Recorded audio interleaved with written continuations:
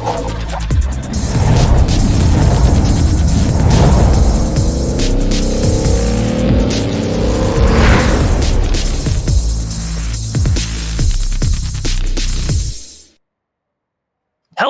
ladies and gentlemen. Welcome to the ASCORS Grand National Series here at Iowa for a doubleheader event.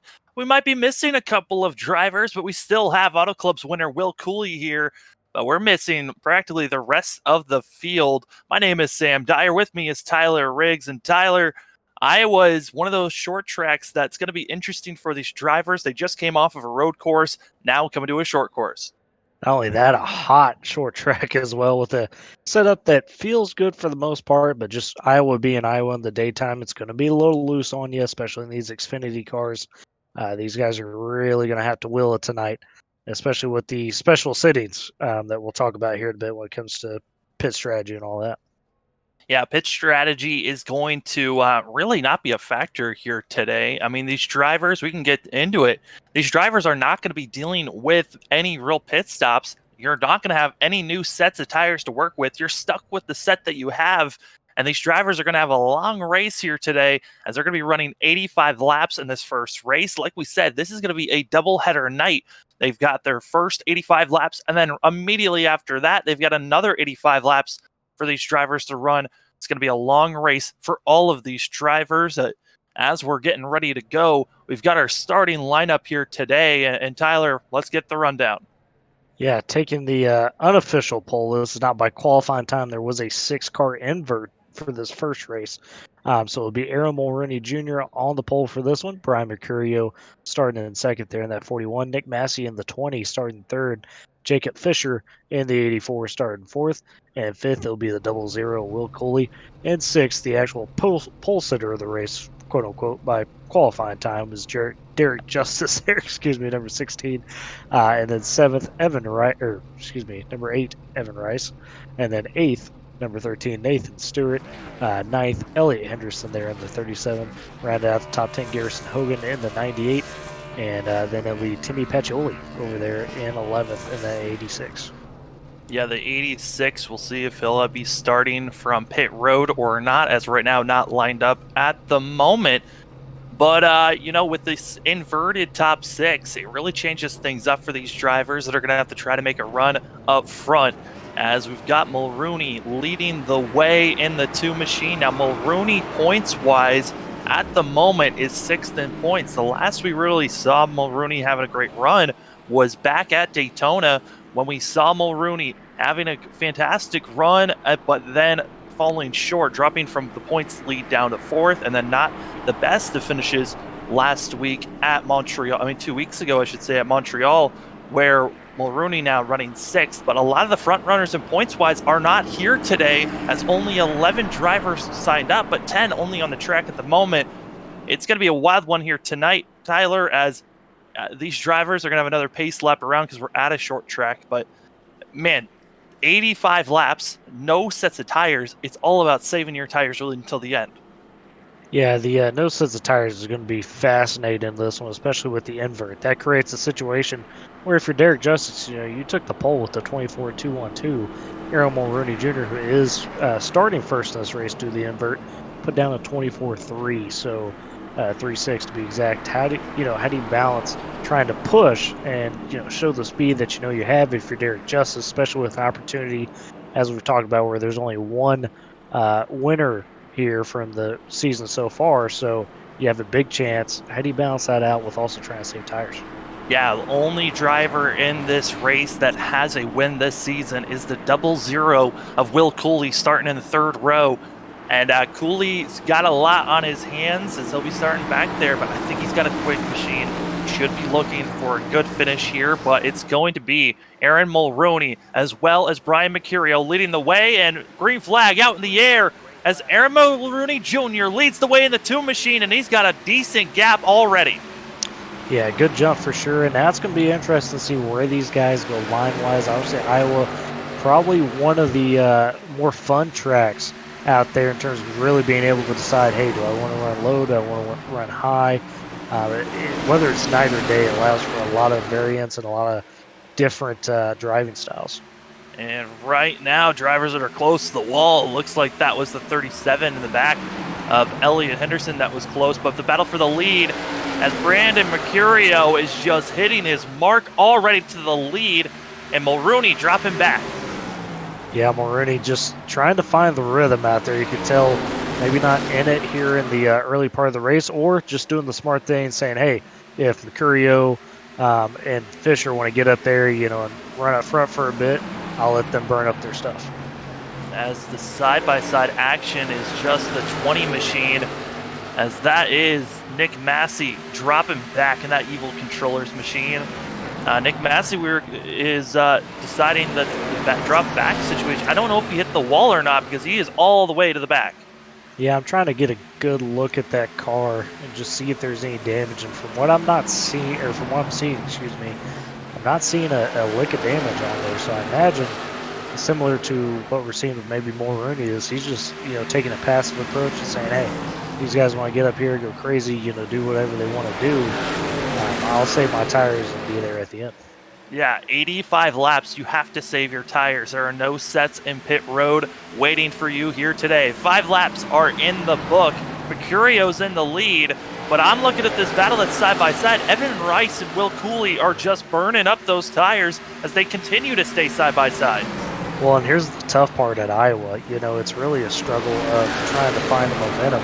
Typically, that outside line, the later in the day you get this track, gets better and better in terms of really being able to get off the corner strongly. That being said, one thing that's hurting Evan Rice is the fact that everybody else is running them off. So it's given Cooley a chance on the straightaways to not lose near as much momentum. Now, for all those that are watching here today, this is our first race of a doubleheader here tonight. This is the first 85 laps, then we'll have a 5-minute warm-up for that last and second race of the night. 85 laps again here at Iowa. So these drivers getting a lot of practice, and I believe that they're actually going to be switching it up tonight for that second race. So these drivers they're going to have a little bit to take from both races, but with the differences of day to night, I mean, that has to be huge for these drivers on the track. That will be huge, and also the fact that with this car count, that means the entire field's going to get inverted. There is a 12-car invert for the second race, so you might pick up a couple more guys into the race. I believe, I don't know if that's possible for them to be able to join, but if it is, you do pick up straggler or two. That would be interesting to see how that affects things, especially with basically a full field invert. And how about Sam? Derek Justice starting to work his way up finally after getting the pole, but then getting inverted back to 6. Yeah, just drop back there, and now is on the inside of the 8 machine of Evan Rice. Rice continues to be that car stuck on the outside, and once he gets in line, he gets pushed up again. And that's just so frustrating at the start of a run where you need to be saving. Will Cooley now running on the high side, as Justice will be trying to put his nose there, and looks like Cooley actually just trying to make the outside line work. Well, it definitely can. It's all about finding the right momentum, especially here in the daytime. If a guy slips up, see right there, Jacob Fisher had to check up in front of Mulrooney. That's going to allow Cooley to get a really good run off the corner. And right now, Cooley able to get by Mulrooney as he's actually going to the third lane, and I don't think that's where you want to really be. Nah, well, and he's got to be careful with that turn 4 wall. If you shoot up super high in 3 and 4 there, it can work, but you're going to have to really pedal it off the corner, which you did a good job of. And it seems like some drivers understanding, hey, Cooley's making this work. Why don't we try it? As now we've got half the field on the inside, the other half on the outside. Well, we're getting to that point now as well, Sam, where the tires are starting to get worn in a bit. 10, 11 laps in. So these guys, that's when you really start having a chance to take advantage of a couple different lines. Cooley up to second, trying to get his second win of the season. His last one at Auto Club, and this is such a different course from Auto Club as we're seeing side-by-side action now everywhere. It feels like we're on lap 1, but we're only 12 laps into this 85-lap run here, and it's crazy to see. But running the outside or running the inside, which one is really saving tires more really here? The answer is neither, with the front 6 being side-by-side. That's not going to save you any tires. Really, probably I'd give the advantage to the inside just because you can roll it a bit more, especially into the corner, and I have to worry so much about it. But, if Cooley gets up here and clears Mercurio, then you might see him kind of get back to the inside and try to ride a little bit.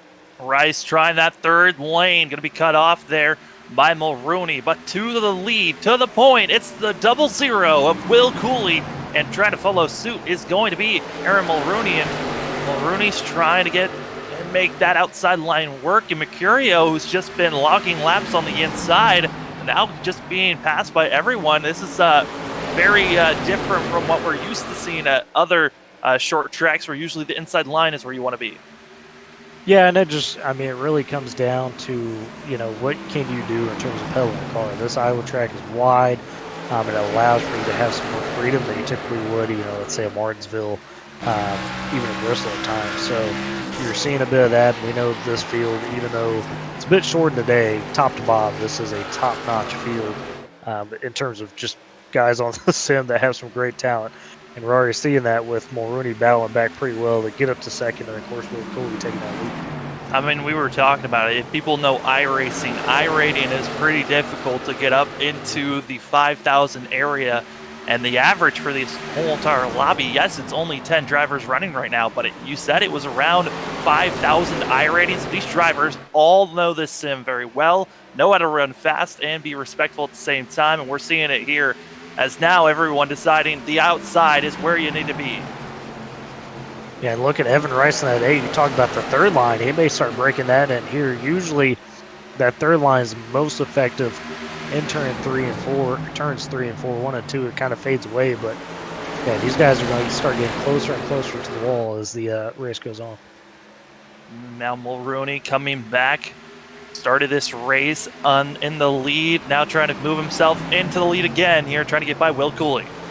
Yeah, but he's got that pressure on him from Evan Rice. Really impressed here by Rice in the early going. I really wonder, Sam, how many of these guys, you see Fisher back there, we know Justice is back there, and guys like Massey, are they just kind of, how much are they playing the weighted out factor when you get 40 laps in? Yeah, no, I'm completely concerned by Nick Massey. At the moment, he is 8 seconds off the lead, 6.5 from 9th place. And Nick Massey is away from this group. Our top 9 all in line, and right here, right now, I'm just concerned for that 20 machine that is just dropping back quick. Well, just to illustrate why he may be sinking back so hard, I did have some chance, obviously, to do some practice laps, understand what a fuel run would look like just in case. They may did fuel. Of course, they did fuel runs over that 85 lap mark. That being said, I did about, probably 10 laps or so, Sam, and I was already down to about 90% on that right front. So if you're not careful, you can really grade those tires down. And I think Massey, we'll see if it pays off, because you definitely need to have some pace, but he could be playing the long con here and saying, hey, by lap 50, I'm going to have such an advantage on tires, it's not going to matter how far I get behind as long as I don't get lapped. Will Cooley, who made that second line work, now trying to figure out how to make 1 and 2 be the faster line through on that inside. But yeah, no, that third lane is looking like it's starting to come in just slightly as more drivers drifting up there and trying to make it work. Now another car that's starting to drift back, is Nate Stewart in that 13 machine. He's kind of losing our front pack.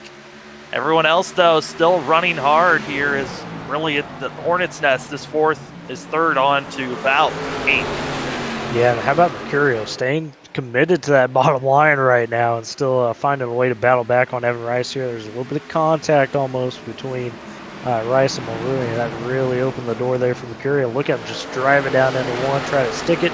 He knows he's going to lose momentum out of the corner a bit, but yeah, that's sometimes on the older tires, guys, maybe, really ease into one, especially around that outside line. That's where if you're an inside line guy that can pedal it, you take advantage of that because you really gain a lot of time. Trying to make it work as Will Cooley still pulling away just slightly. What was about only 2 tenths, it's now at 2.5 tenths now, which is, those little markers of pulling away. Yes, on track it doesn't look like a lot, but Will Cooley is running just slightly faster than everyone else, as everyone else still staying side by side and burning up those tires more and more as, Dare Justice gets a little out of shape out of 4. Yeah, I talked about the looseness at the top of the broadcast, and out of 4 is probably the worst spot, because you're trying to pedal it, you're trying to get back on the gas, get that really good push off, to the straightaway, and that's where it can step out on you. And saw a little bit of that there. Mercurio finally finding that speed on the inside as he's now going to be underneath the 2 machine and almost under the 00. As here comes Mercurio, I think, just every 5 to 10 laps, it seems like the lane changes on which one's faster. Right. Well, that, with these guys running a pack, this is not something you typically see at Iowa where, you get a group of the top 5, top 6 run so tight like this. Usually it's about 2 or 3 cars maybe that have the speed and then everybody else fades off. These guys are doing a phenomenal job all around, just pacing themselves and still being able to battle, yet making sure that they're doing everything they can to really not shave off those tires. As now they're still side by side for a second. Derek Justice, who we saw have a little bit of issues there, is now in 4th. But they just got dark. The cloud cover is here. Right now, Tyler, what's that temp looking like on track, and where could it possibly drop down to? So we're sitting at 99 degrees on track for practice. It was much hotter. We were sitting at about 123 degrees at the end of practice, and I think by qualifying that tapered off quite a bit on down into the race here. So what that does, it really changes your fuel coming off the corner, and we've seen it a couple times where, in the daytime here, with the temp lowers like this, you maybe get an extra little bit of wheel spin that you wouldn't usually have because now you've got that extra grip. So you have to be careful to be deceiving, but as long as you do it right, you're going to find a way to get some extra speed too. These drivers trying to figure out and fight for every inch as everyone has now moved to the inside lane, trying to make that one work. And Evan Rice into the wall and getting a little bit into the 37. You hate to see that now as we're inching closer and closer to the halfway marker. Evan Rice, who we've been seeing really side by side with almost everyone here today, into the wall and getting into Henderson. Yeah, now here within, now to about lap 40. By the time lap 40 hits, we'll really know who saved their tires and who hasn't, because you're going to start seeing more and more of guys like, instances like that with Rice where, you get a little too hot off the corner, or you're just trying to push it too much and it snaps loose or it gets tight. So, speaking of saving tires, I'm looking at the telemetry.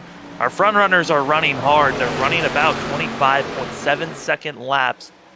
Our driver in last place, Nick Massey, he's running 25.5 seconds. So he's about 0.2 to a tenth faster, but he's so far back. He's too far to make a dent into the gap that he's already lost to. Yeah, but he is playing the long con. I mean, if if you get to lap 40 and he can start really turning on a bit compared to the rest of these guys, that 8 seconds is going to seem like child's play, because the fall off is significant enough where if he just starts chipping away 2 or 3 tenths at a time from lap 40 on, he's going to really wind up putting himself in a good spot by the end of the race. Derek Justice forcing the issue there, getting under the 2 car, kind of pinching him to the wall, and Mulrooney kind of stuck where he's at, boxed in. The 2 machine has to run that outside line. And for some drivers, that's where they want to be. For others, it doesn't look like it, as they're still close to one another there. Yeah, that calls Mulrooney a bit of a slide again, as Justice really tried to hook it coming out of that corner in 4. He tried to get the big momentum. And sometimes that's what you got to do, is throwing some bows on a short track. You don't want to wreck the guy, you don't want to wreck yourself, but you got to make some space every once in a while. And also, Mercurio is finally getting under Cooley. His 41 machine he was leading the first bout 5 to 6 laps. Then Cooley came out of nowhere and passed him. Mercurio now trying to figure out, how do I get myself back up front? Yeah, because although Cooley hasn't quite pulled away from these guys, Sam, he has looked very smooth out here. I mean, just taking care of business, has a consistent line, consistent speed throughout the corners. Not necessarily diving it in too hard and not trying to really shove it out of the corner to where he's getting loose, but just nice and consistent. And Derek Justice, who we saw officially, unofficially get the pole, and then since he got inverted,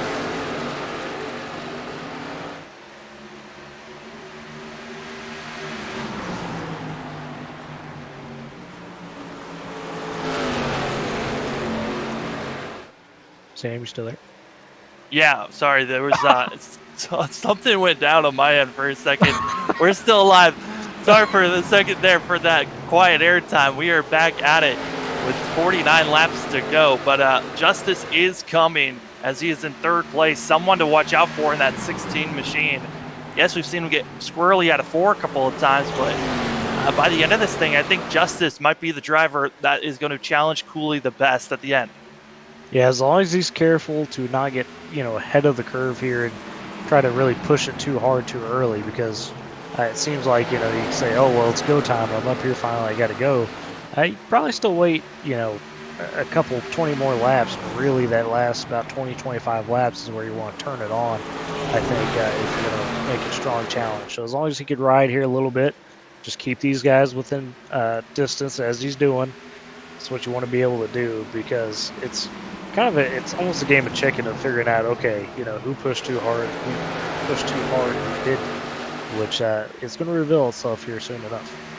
Yeah, I mean, Will Cooley at the moment, he's been running well and this season, 12th in points at the moment, and looking to get a good finish here to try to help himself in the points battle, even though you've got Justice, Fisher, Henderson, Mulrooney all still here, and those drivers all still in the top 10 of points. So it's still going to be hard for Cooley to make a complete gain on the rest of the leaders out here, but it could possibly put himself in the top 10 here, as he is back about 71 points from our leader in points.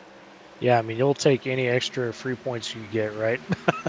Oh, sure yeah, he completely. was in the pre-race saying, hey, I need some, no, excuse me, that was Nate Stewart that said that, but they're both like, hey, I'll take some points. We're going to run this thing, and sure enough, Cooley doing a good job trying to take advantage of that. Yeah, I mean, I think the biggest person that was like, I need some points would probably be Nick Massey, as Evan Rice has parked that machine and says that he is done, deciding he is going to be disconnecting from this race. So Evan Rice looking like he will be setting up for our second race of the night.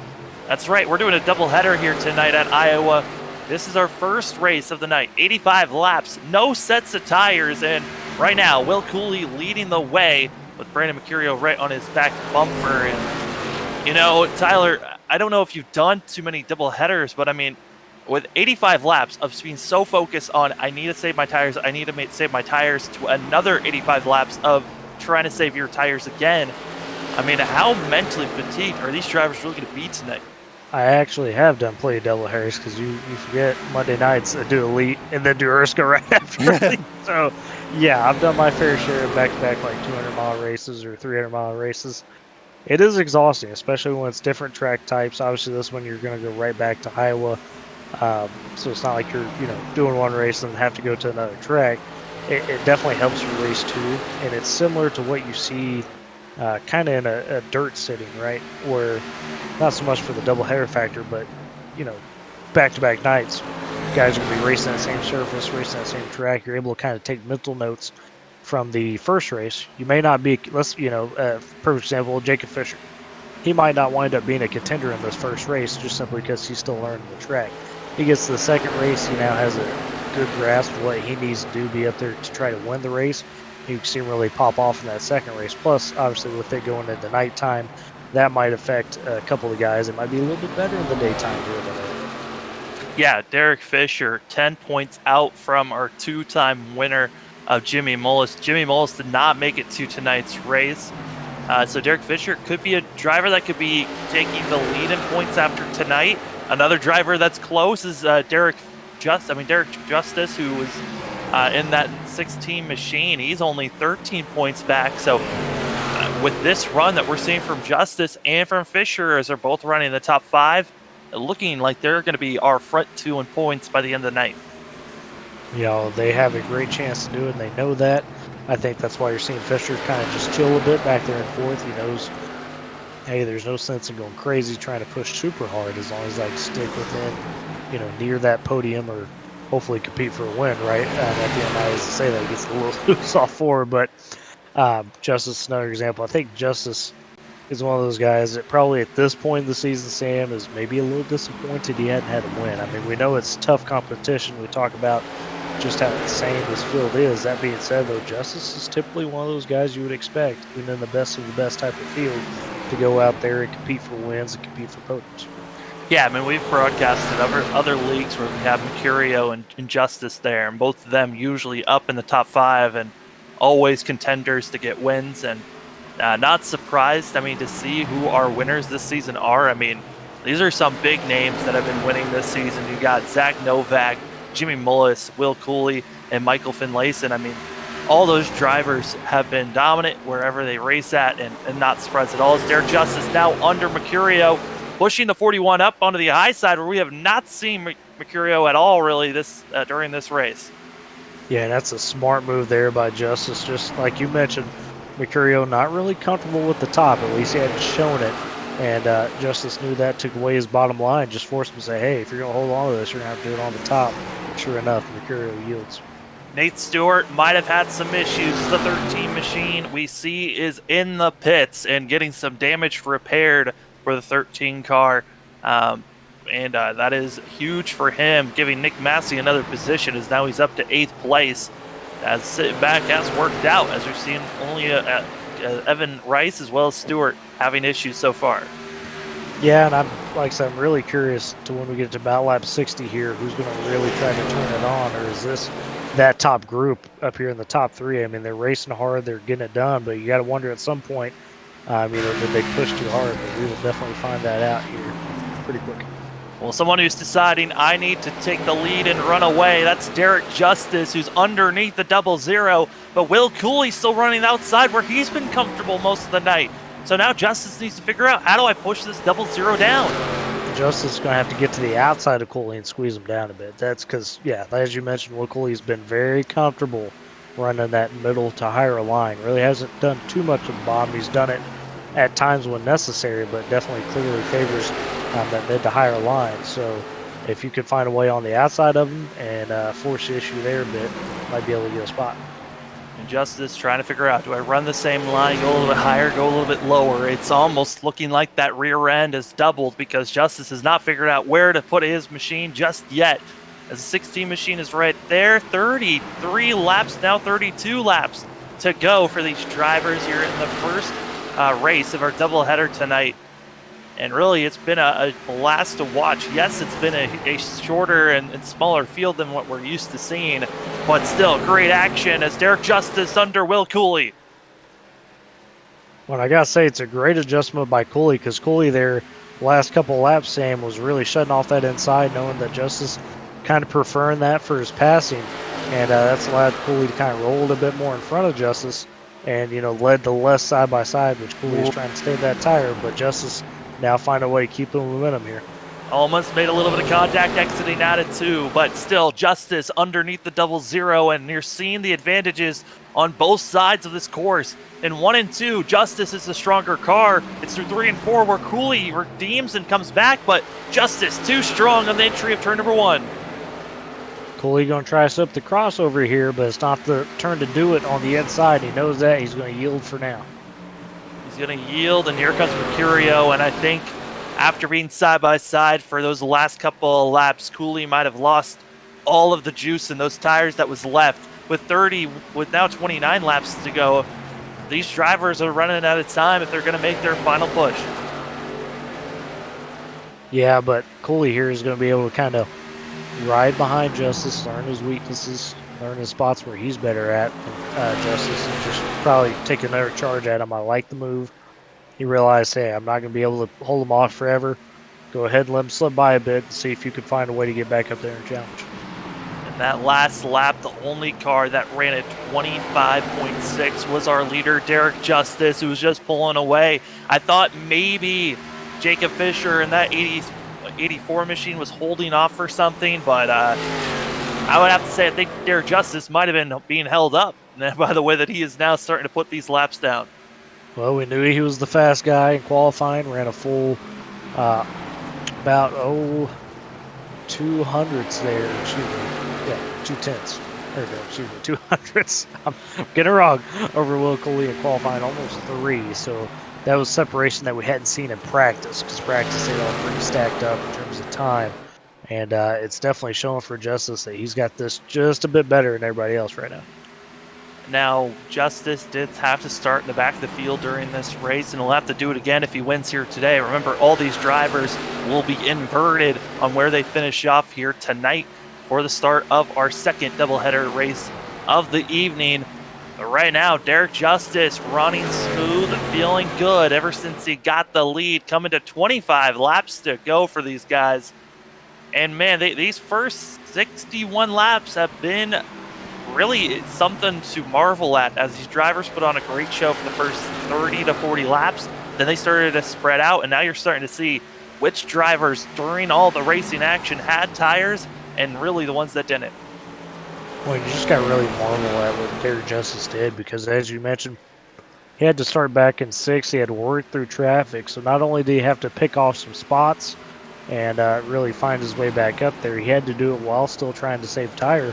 While Will Coley and Mercurio up here, pretty much, they were 1-2 back and forth for the most part of, the early race. So they had more of a chance to save their tires, but Justice just finding a way to outpace everybody. This is a track that I think he really likes. I remember when iRacing did the Cup cars at Iowa for the first time with the new package. He was running every single public lobby he could get into with it, just dominating. So no surprise here to see him taking it to people at Iowa. And as these drivers are battling here, closest battle on action is Will Cooley and Mercurio. Other drivers that are putting on a pretty good showing and catching up is Nick Massey, who I think if we had a caution at some point might have been able to challenge the rest of these drivers out here, but he's running a little bit faster than 37 machine of Elliott Henderson. With 22 laps to go, it's still possible on the pace that we're seeing from the 20 machine. He could be catching up to at least 7th and 6th. So he could be actually putting himself close to a top 5 finish here for that 20 machine. Yeah, and he's the guy that I think really took this race to learn a lot, right? I talked about that earlier. Some guys just similar to the dirt mentality. You're not going to win night 1, but you're going to be there for the big one night 2, whatever. He might be one of those guys that pops more in the second race. We'll have to see if the night really affects him, but he's definitely found a groove here in the back half of this race. Yeah, running just as fast as our leaders, sometimes faster than them. So excited to see where they're running at. But as we were saying, running fast. That last lap, actually the fastest car out here was Brian Mercurio and Will Cooley. They are running back down in this 16 machine. This battle for the lead might not be done just yet. Well, I said Cooley was going to sit back a little bit and try to, regroup and figure out where he was better than Justice at, and you might start seeing that come to fruition here. And also Mercurio, Sam, he hasn't been dominant today. He's just been smooth and steady up in that top 3. So it'll be interesting to see if he tries to take advantage, or if he can take advantage if Cooley and Justice start battling again. Yeah, if these guys start battling, it's going to be very helpful for Mercurio. Right now, in points-wise, Mercurio is 16th, right behind Nate Stewart in points. So the 41 machine, that green and black, looking to get some type of a great finish here today, as some of these drivers out here have just been having, a lot of good runs throughout the season. For these drivers, I mean, they've had a total of 7 races this season. Justice has ran all 7 with a total of 3 top 5s, 5 top 10s, and he's got 1 pole this season. And I don't know if with the way that he ran here today, if he'll be given another pole, but he did unofficially get the pole for this first race.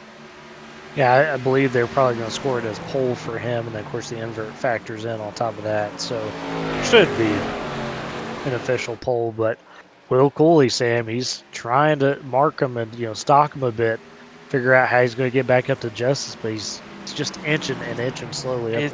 It's such a cat and mouse game that we are seeing between our top 3, all within a second of one another. And you start to think one driver's catching up, and maybe they are for a second, but at the same time, that other driver is kind of letting off. Like we saw Will Cooley gaining up on Derek Justice, and it is catching up to the 16 machine. But, I mean, other times we're seeing Derek Justice kind of letting off, trying to save his tires for a hot second. Well, yeah, and you mentioned the cat and mouse game part of it with those tires. This is that point where pretty much anything you do is not going to feel great on the tires. So you got to figure out how to kind of work around them rather than be able to work with them. And that's where you're seeing Cooley. He's experimented a bit more, it seems like, than Justice is, where Justice is very content right now to just stay hooked to that bottom, ride it out, be nice and smooth. And Cooley, he's taking some different angles at times down into the corner, maybe runs it a little bit higher, one set of corners, whatnot. So he's doing everything he can to try to get back up to the back bumper. 14 laps to go when they cross the line 13, and these drivers, it's all about hitting your marks at this point and hoping that your tires are still there by the end. As Derek Justice leading the way, Will Cooley second, Brandon Mercurio in that 41 machine third, and Jacob Fisher fourth. And we haven't talked about fifth place much, but that's number 2 machine of Aaron Mulrooney Jr. running in fifth, kind of just hitting his marks and trying to stay ahead of the 98 of Garrison Hogan. Yeah, I think Mulrooney Jr. would take this performance if he's able to hold on to that fifth spot. Qualified sixth with the invert, was able to lead him to green, and for the most part, kept it clean. Obviously, we highlighted how he had a couple of rough races over the last few weeks where he was a points leader at one point because of places like Daytona, and then you get to Montreal where the best either cost him some points. So he's just trying to get back on track. A little bit of a fly there by Cooley. Cooley is trying everything for that 00 to get up to the 16. Just not able to at the moment, as he's actually losing time to Derek Justice as the laps go on by. The last other machines are still on track. You've got Elliot Henderson in 7th and Nick Massey still on track as Nate Stewart has parked it here today for our first race of tonight's doubleheader. And we are now 10 laps to go in this first race. The sun's starting to go down there, Tyler, and I think the heat is starting to rise. Yeah, well, we're getting a little bit cooler on track. We're down to 93 degrees, but with that, I mentioned earlier, when it cools off, you actually get a bit more grip, so you're going to have that a little bit more wheel spin on these old tires. That could really affect you. I think we've seen that a couple times from Cooley, Mercurio, and Justice, where at times they just slide a little bit more than they want to out of that back end.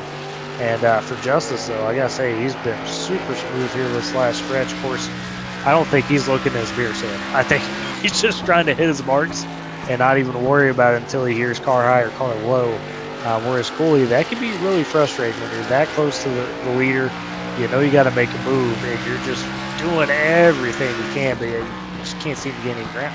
Yeah, Cooley's still searching, and he's still not finding anything for speed-wise. And right now, I mean, yes, right now Justice is running faster, but it's only by a couple of hundredths that we're seeing this machine being quicker.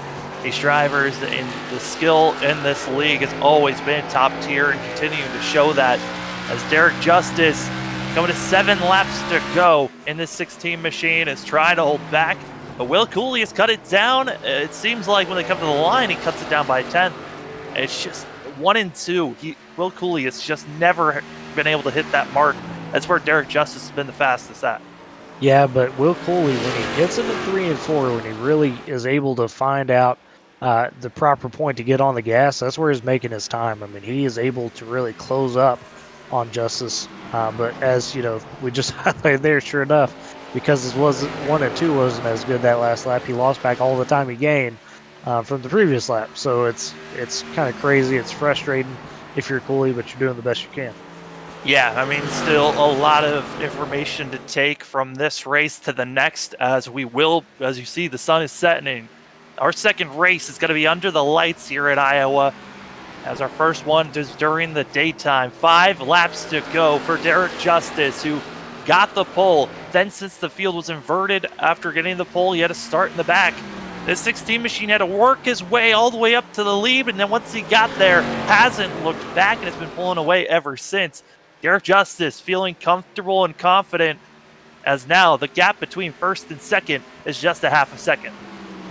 Yeah, and Cooley, I'm watching inside the cockpit right now. He is trying to be as careful as he can off the corner in both 1 and 2 and 3 and 4, because that's where Justice is seemingly a bit better than him at. Justice is just not as loose off the corner, and you can see it in the wheel action there and the way the cars are getting up off this corners. Yeah, we're in the cockpit view of Will Cooley right now. He is working this wheel, and trying to be as smooth as possible. But you can see there he is pulling. He has to turn in so much more than the exit. He's just wheeling it around, trying to make sure that car stays straight. Looseness is a key here as the night and the race progresses. Again, these drivers have been working with only the set that they started on with these when this race started. So they've been out there for 84 laps, and it has been torture for these tires, and I'm still surprised they're still on. 2 laps to go. Derek Justice is trying to hold off, but Will Cooley has inched it back. Yeah, Justice, I'm noticing, starting to get a little more slidey out of that corner, but maybe a couple laps too late for Cooley if that's the case, because he needs to be up there right now as he come across the line. Oh, Justice scrubbed the wall. White flag in the air. Derek Justice, he just scrubbed the wall out of 4. Is that enough time for Cooley to get there? Cooley only has 2 more corners. Can he make the pass? Cooley is throwing that thing in there. What's he going to do in 4 here? Throws it in deep. The 0-0 almost there. It's not going to stick. The 16 of Derek Justice going to win the first race of our doubleheader here tonight at Iowa. I think there could be literally 2 cars on the track in this league, and they'd still find a way to put on a great show. I mean, what a first race there. Had a good 30, 40 laps of, 8 guys, pretty much a blanket you could throw over them. And then, of course, the tires took over. And a good shootout there by Cooley and Justice. You got to see there for a quick second of where the drivers were. Now the drivers are going to have a quick warm-up time for these drivers, and we'll be having a quick commercial break for ourselves. We'll be right back for race number 2 here for the ASCORS Grand National Series. These drivers have already put on a show for race number 1. We'll see how under the lights for race number 2 goes.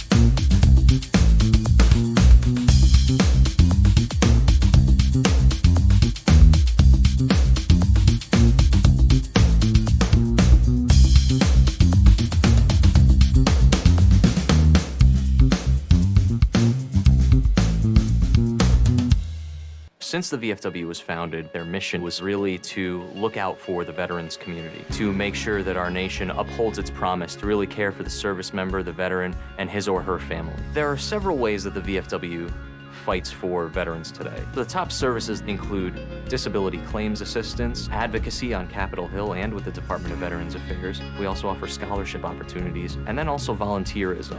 For me personally, when I came back from Iraq, my life experience was drastically different from those around me, and the Veterans of Foreign Wars really spoke to me.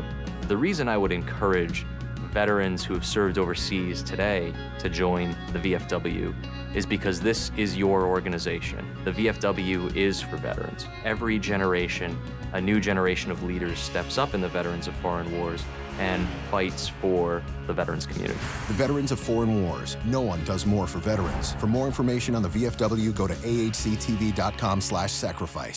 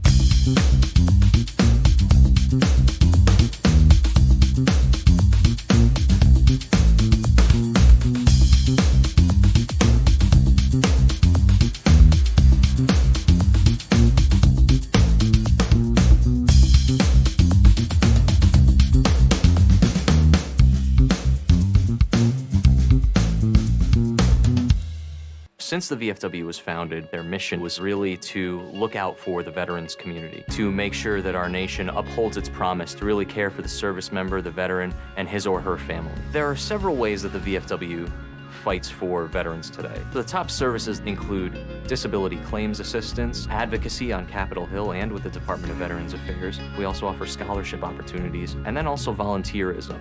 For me personally, when I came back from Iraq, my life experience was drastically different from those around me, and the veterans of foreign wars really spoke to me. The reason I would encourage veterans who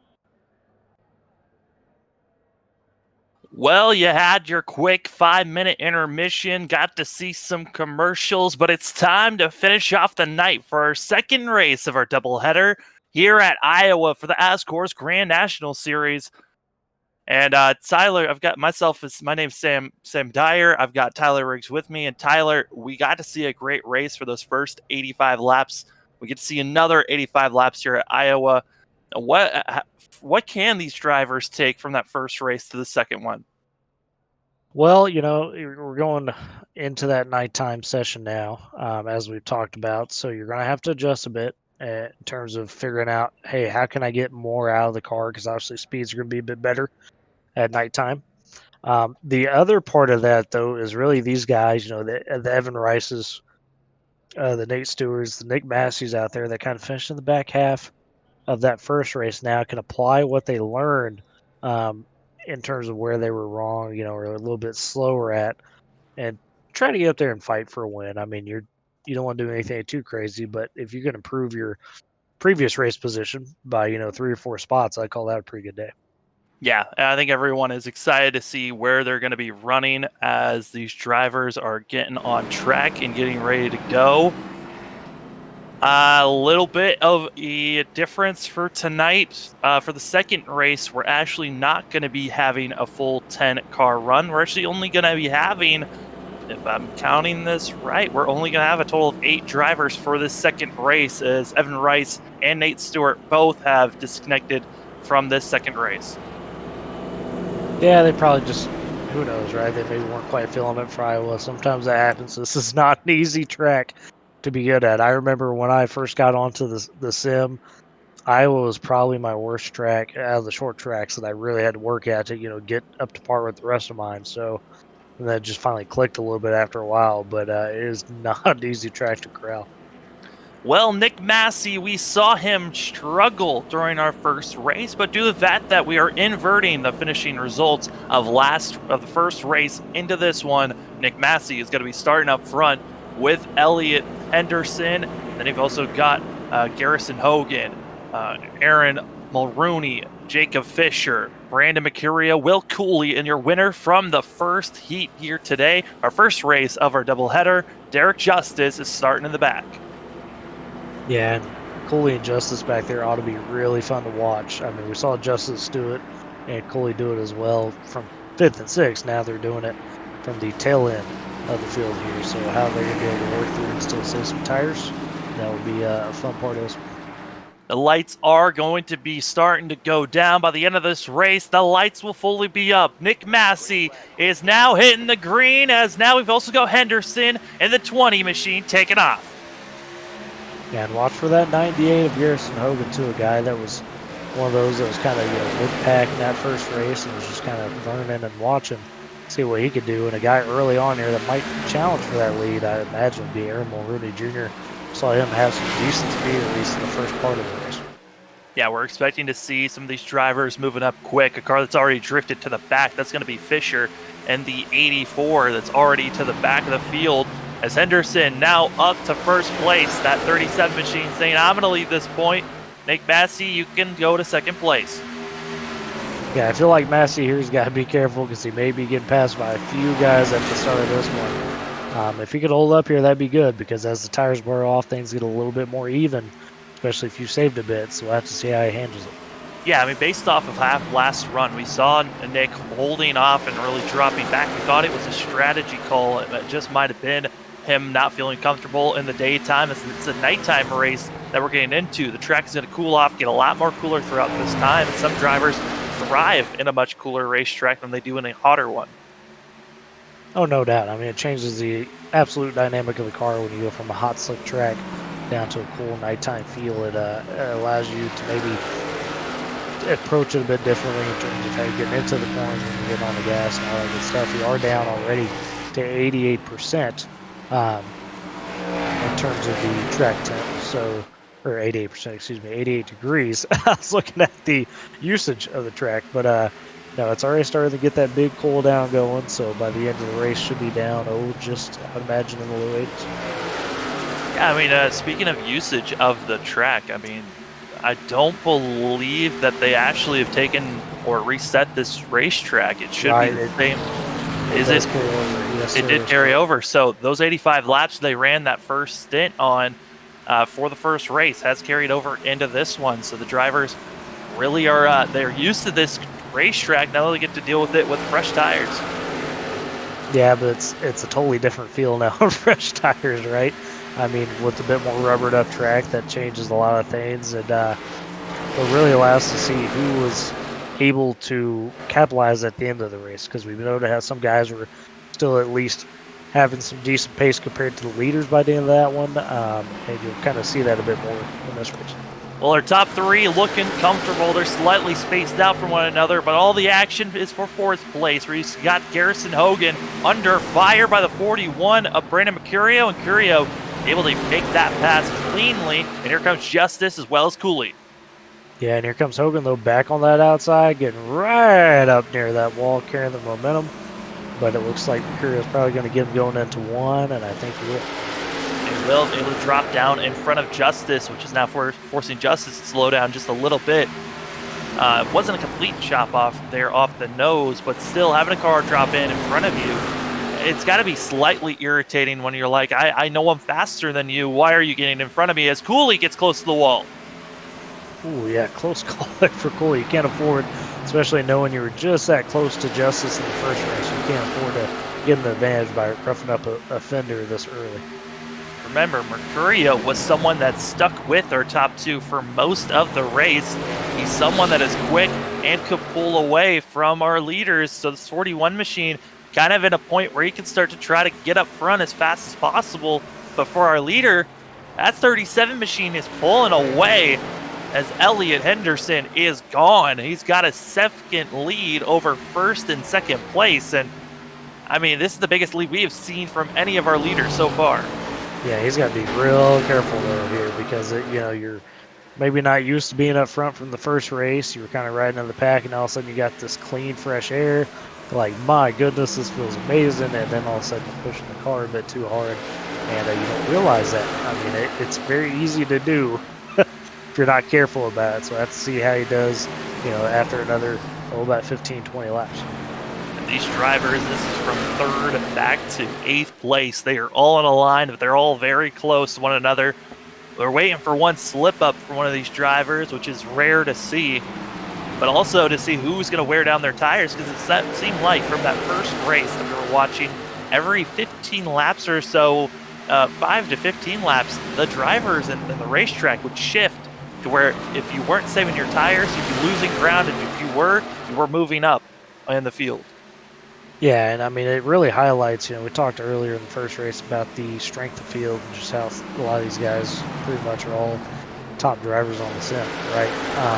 In the early stages of races like this, you can really see there's not much separation because they all know what they're doing. They all know how to go about not only having pace, but doing it while still being able to make sure you're not burn out the tires. So it results in instances where like this, where you're at Iowa, and you expect, okay, it's going to get strung out quick. No, these guys will stay on top of each other for at least, good 20, 30 laps. Yeah, they're going to be staying extremely strong to one another and just continuing trying to battle at it.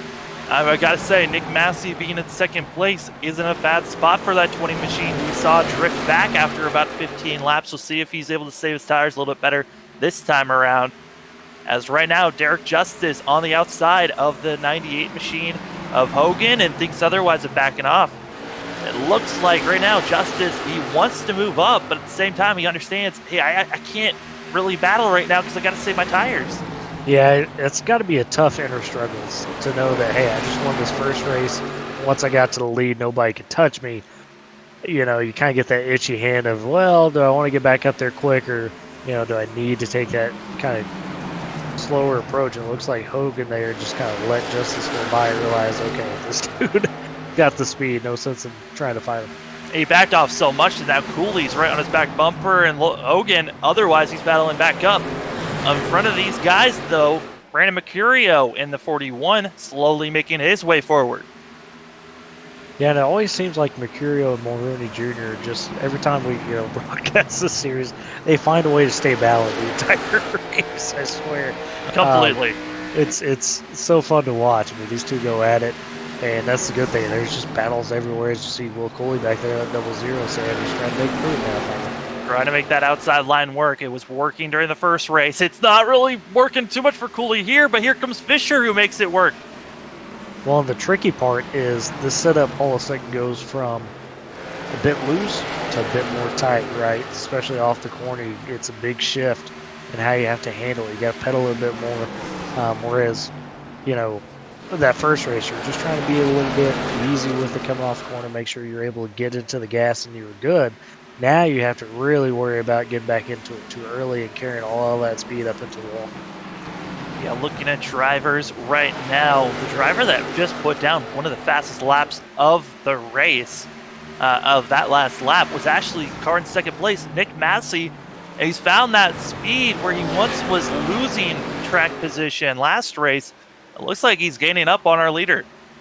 Well, we did know at the end of that first race how he was better on the longer run than most guys. Outside of our leaders, he's probably the third, fourth fastest guy by the end of that race, but he had already fallen back so much, it didn't really matter for him at this point. With the track state not really changing, and it's more similar feel to the end of that last race, you can see he's applying those lessons he learned and is doing a good job so far of really hanging up there and staying strong in second.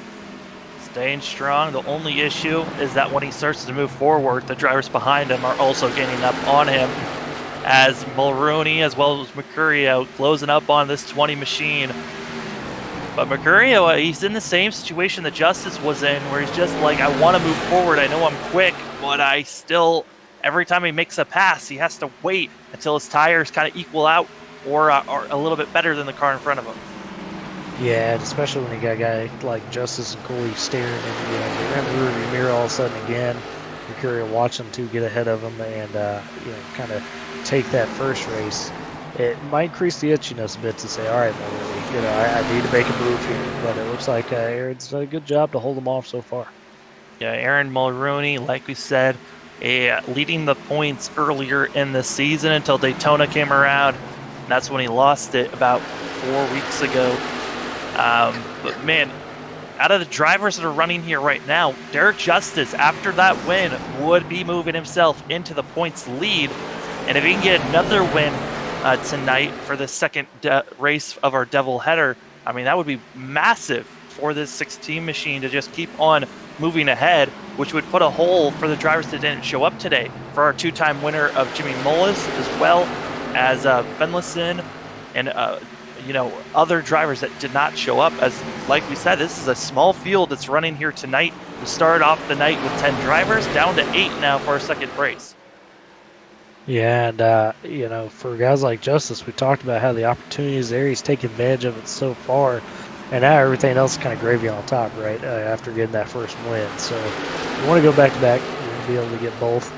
But it's definitely a different race so far in terms of the contenders. It seems like guys that are hanging tough up here, and there goes Mercurio trying to get past Mulrooney Jr. finally. Trying to make that inside line work. It hasn't gotten it to work just yet. Derek Justice running on the high side, trying to figure out what lane will move forward the best. And that's one thing that's interesting sometimes, because even if a car gets under another machine, sometimes they aren't the one that complete the pass. You got to figure out which lane is quicker in which corner. And it looks like that outside line is working a lot better through 1 and 2, and it's the inside line that's there out of 3 and 4. Oh, big wiggle there, though, by Mercurio, and that's going to cost him the spot to Justice. Now, Justice might be able to get 2 for 1 here if he reacts quick enough on Mulrooney Jr. Justice backs off a lot into turn number 1, but gets back into the throttle out of 2, and he is squirrely slightly there as he's still in the back bumper of the 2 machine. Yeah, but boy, he is digging it down into that corner a bit right now, trying to get the edge. That's kind of the trick, really. I use it at IRP as well. If you dig it down into the corner of the start, you could float a bit and really still punch it off the corner like you need to. But those little couple of bobbles, those bumps in those corners are costing there. Yeah, and you can see it there. That's Justice, Mulrooney, and Cooley. Those are your top 3 from race number 1 here today, and they're trying to move up, but they kind of feel stalled out behind the 2 machine of Aaron Mulrooney Jr. And this 2 machine's doing a great job of just holding his line because no one behind him's been able to make that pass just yet.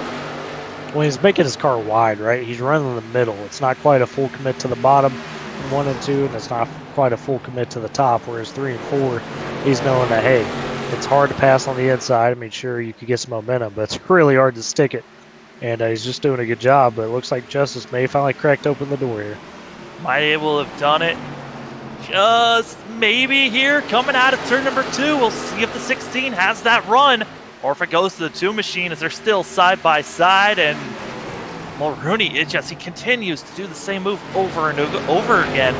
As these drivers are side by side, they're losing time on Nick Massey as Nick Massey is actually gaining on Elliott Henderson.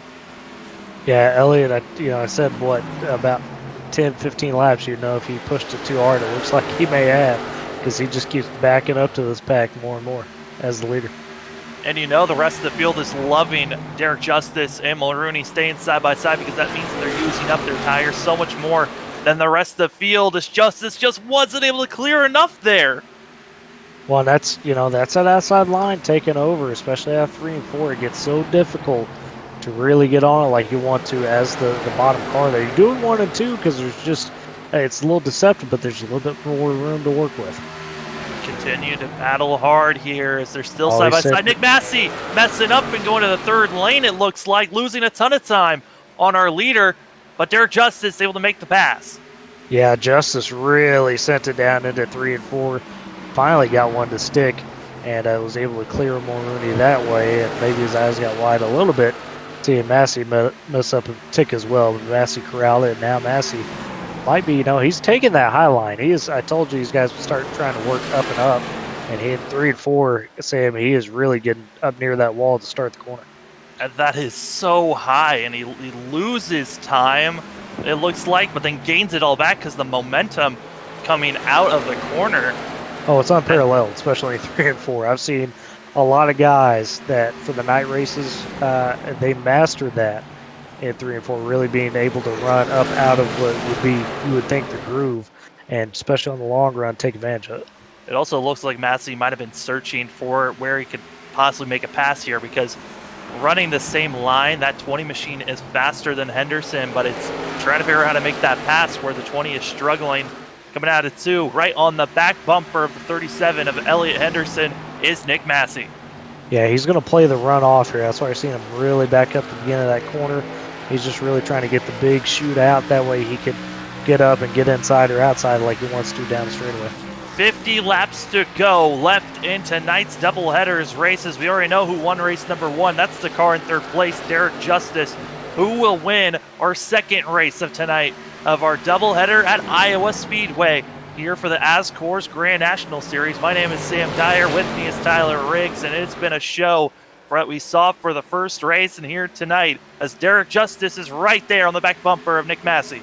Yeah, this is not what Massey wanted. As you mentioned, he's trying to figure out a way to get around Elliott Henderson. He knows he's faster than Henderson, but Justice is faster than both of them. So, you want to be the guy to take the lead, not let that 3rd place guy around you here. As our top 3 are now right on top of one another. You also got the battle for 4th place as the 2 of Aaron Mulrooney. It continues to be kind of a wall for our other drivers that finished 2 and 3 last race. And that is Brandon Mercurio and Will Cooley. They are not able to get by Mulrooney, who's just been a wall back there in 4th place. Yeah, you got to give Mulrooney credit. He's being smooth. He's not, chopping them or anything crazy. He's just running his line, running his race. Cassie trying that second lane again, trying to get that run, and Justice gets close to that back rear quarter panel. No contact made, but that was one of those moments where both cars looking for the same real estate on track. Well, it's what you may have to do here if you're Nick Massey. Abandon trying to look high, look low on Henderson. Just get up to his back bumper. You know you're a bit faster, and try to use the leader here as a pick to maybe slow up Justice. So look at Justice take that super high line at 3 and 4. He's going to try to get the big run off. And he's trying to show Massey how it's done, because here he comes, as that 16 machine had a huge run right on the back bumper of the 20. Yeah, couldn't quite get there, though. He'll have a chance here out of 1 and 2 if he can stick it a bit. Not quite. And Henderson's loving this. You got to think, Sam, because the more these two battle, the longer he can stay up in front of him. He can stay up in front of him, and the more they're battling, the more he can kind of back off, try to save those tires, because we know that he overused them on the first 20 laps or so. As here comes Derek Justice on the inside. We'll see if Nick Massey can get that second lane to work out of 1 and 2. Got a good center of the corner. Can he get the run off? He'll get up over the hill just barely. Now it's all 3 and 4 here. Can he stick it? Trying to do it, and Derek Justice has it there, but here comes the runoff from the 20. The crossover move being utilized here. Nick Massey on the inside of the 16 of Derek Justice. Textbook there by Massey, but can he get it to stick here on the bottom? It's going to be tight. Here comes the squeeze from Justice. You talked about a pick. Will we see it here? Massey still side by side, wiggles out of 2, and he's going to lose that position now. Yep, good defense there by Justice on the crossover move from Massey, making sure in 1 and 2. He gave Massey really no room to breathe, and that allowed Justice to get that advantage coming out of the corner. Gets a huge run out of 4, and now into turn 1 is Derek Justice underneath the 37 of Elliott Henderson, and now Massey thinking, hey, I can try to follow suit here, as they're still side by side for the lead, as Henderson gets a little squirrely out of 2.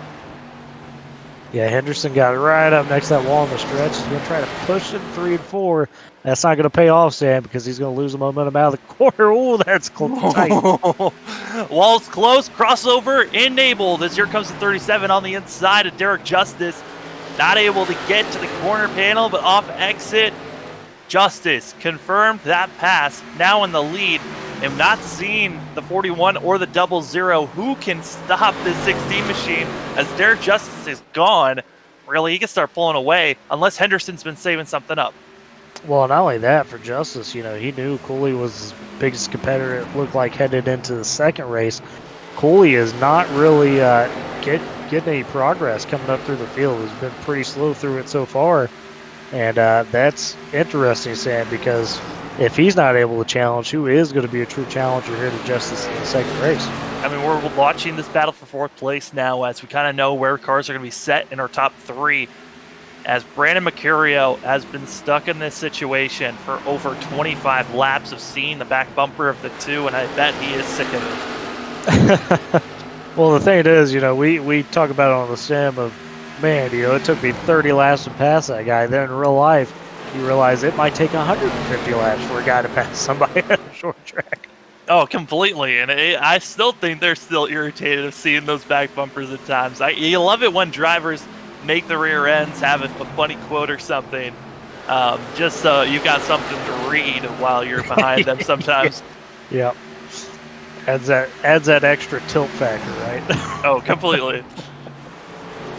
I think I've seen a couple of really good ones. My brother, he rocks a "Am I blinking?" because of our internet sometimes. But up front, it's Derek Justice up to over a half a second lead. And this battle here for 4th place, the closest battle on track, as they're still side by side with Mulrooney and Mercurio. The 2 and the 41, they are all, you stated it, they're always near one another. And now they've been staying side by side for the last 3 laps and continue to stay side by side. Will Cooley, we know once he has space to try to make a move on these 2, he's been saving those tires and really hasn't been utilizing them that much. Yeah, and because of that, if I'm Derek Justice right now, if he's got crew chief, that crew chief better be saying, hey, you better, you know, get your gap now, because these guys, it's going to take them a minute for them to sort it out. And then there's still no telling if Cooley's going to be quick enough to get up there and get past Henderson and Massey if he is able to work around Mercurio and Mulrooney Jr. So Justice right here in a good spot just to say, all right, really, you know, take this time to stretch out that lead. still the battle here for 4th place, soon to be a battle for 2nd place. Nick Massey back to the rear end of Henderson. Mercurio trying to make that inside line work. Cooley trying to make the 3rd lane work, almost 3 wide through 3 and 4. I thought we were going to see it. Oh, look at the slide by Mercurio. Really just could not stick out of 4. And talk about a pick. Rooney Jr. there acted as a good pick for Cooley. Look at Cooley trying to navigate it. Cooley's about to use his bumper at this point because he is ready to go in that 00 machine.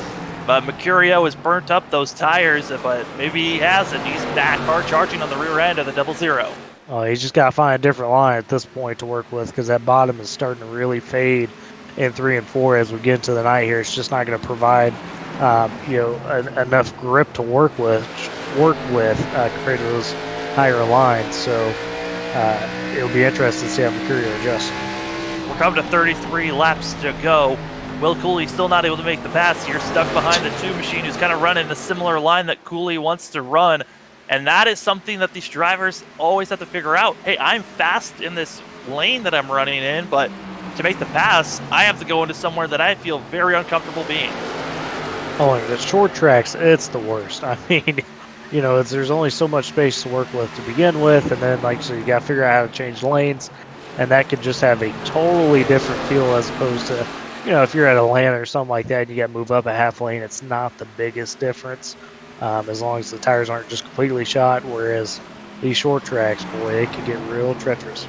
Well, we got this battle for 4th that we've seen. It is a 3-car battle. It's about to be a 4-car battle because here comes Jacob Fisher and that 84 machine who is running about a 10th faster than these 3 machines been running. Will Cooley on the inside, digging it deep, trying to make this pass. It's just not enough, as it's the same issue that Mercurio was having earlier.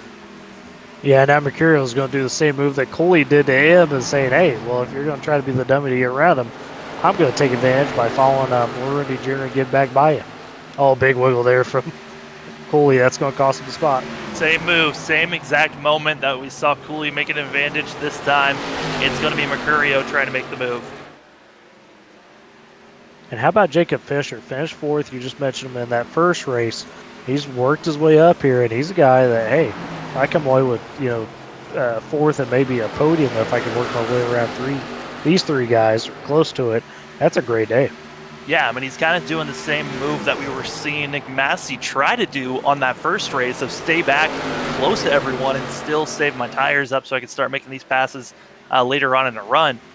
But as these drivers are still side by side, I mean, their tires, this is, if anything, this is all props to Mulrooney for being able to hold this in middle lane and stay strong in this 4th place position so far. Gotta give him the Ryan Newman Stinginess Award, right? Like, just making it. Mercurio did it! Here he comes. He's gonna be in front of the 2-car. Cooley now gonna be trying to use him as pick, but Cooley gets wiggles. These guys are just going after it for this 4th spot. They said, tires what? We don't need tires. We're just gonna go. Of course, with cooler temps, you can afford to, go after a bit more. It's more of, hey, justice is gone. Might as well just burn him down now. As Cooley digging it deep, and now he's side by side with Mercurio here for 4th place. Not only that, Nick Massey got around Elliott Henderson right there for 2nd, so he's around him. But this 3-car group, soon to be 4, has just been fascinating to watch. It really has. What's crazy, though, is the fact that Henderson did not have a good run there. Nick Massey, after making that pass, didn't have a great lap. And this 3-car battle that had been side by side, they actually ran faster than those 2. And they're still continuing to run pretty quick. But like I said, Fisher was coming. He is now there. The 84 on the back bumper of the 00 possibly could be making this a 4-car battle for 4th place. As now Brian Mercurio trying to pull away. As now it's the 00 stuck behind the 2. Yeah, Cooley's like, get me around this guy, please. I can't have Mercurio get up there to try to close the gap as well. But Fisher, he's in a good spot in that 84 to really take advantage the same way Mercurio did. You just got to be on the right side of the line and, kind of pick your spot to really work around both these guys. Are you surprised that none of them have tried to make that corner that we saw in Massey and Justice do of going really high through 3 and getting that arc and the momentum out of 4? Are you surprised we haven't seen anyone try to do that out of this battle for 4th? It's a really tough line, so if it's something that you hadn't really worked on or hadn't, had experience with, you don't just kind of want to jump into it because it could be real easy to mess up if you're not careful, especially coming off the corner at night. You mentioned how it's tighter now on that outside line, so probably a bit too much risk involved. A little bit too much to be seen, but really, Mercurio trying to make a move as Cooley almost makes contact. Might have made a little bit of contact with the 2. And that's now bringing Fisher even closer into this battle here for now 5th place, as Mercurio is now slowly gaining up to Henderson. It could begin a 3rd place finish for himself. Yeah, and for Cooley, though, he does not like the bottom. I mean, not at Iowa. Here he's going to send it. That way he's going to have some space. And here comes a crossover from Mulrooney Jr. Trying to make that 3rd lane work after drifting up, and Cooley's still there.